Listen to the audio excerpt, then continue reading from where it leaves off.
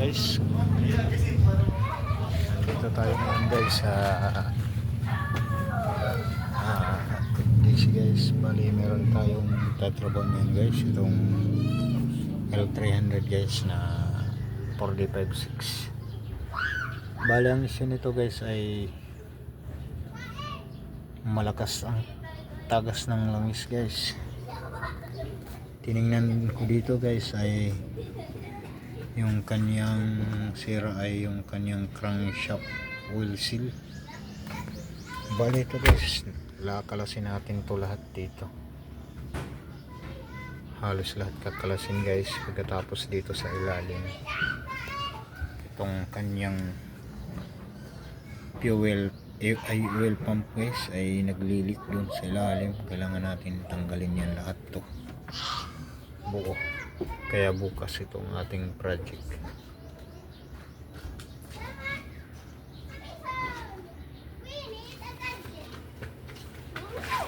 Yan guys, kuha tayo ng kapalit dito na filter guys. Babaklasin ko muna ito ngayon, itong filter, para tulo yung langis niya.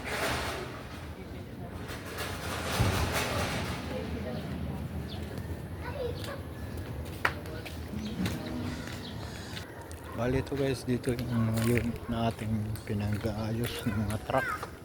Ito yung mga unit dito na ating pinagtatrabaho pag may nasisira. Yan, meron pa dun sa kabila guys.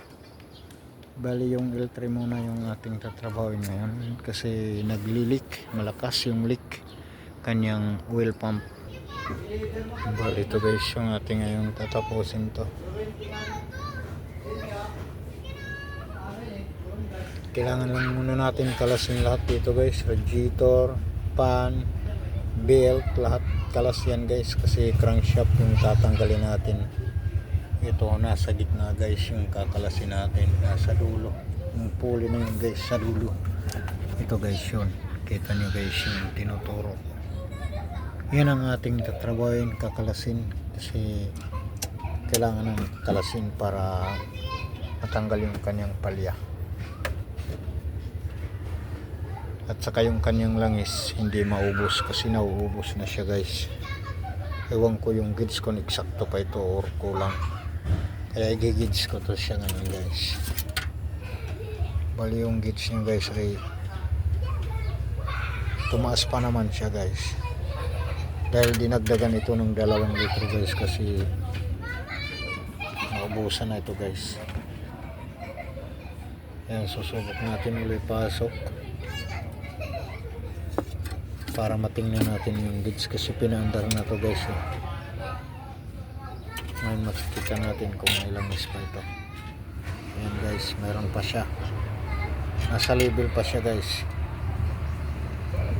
Kaya kailangan ma-change oil natin ito.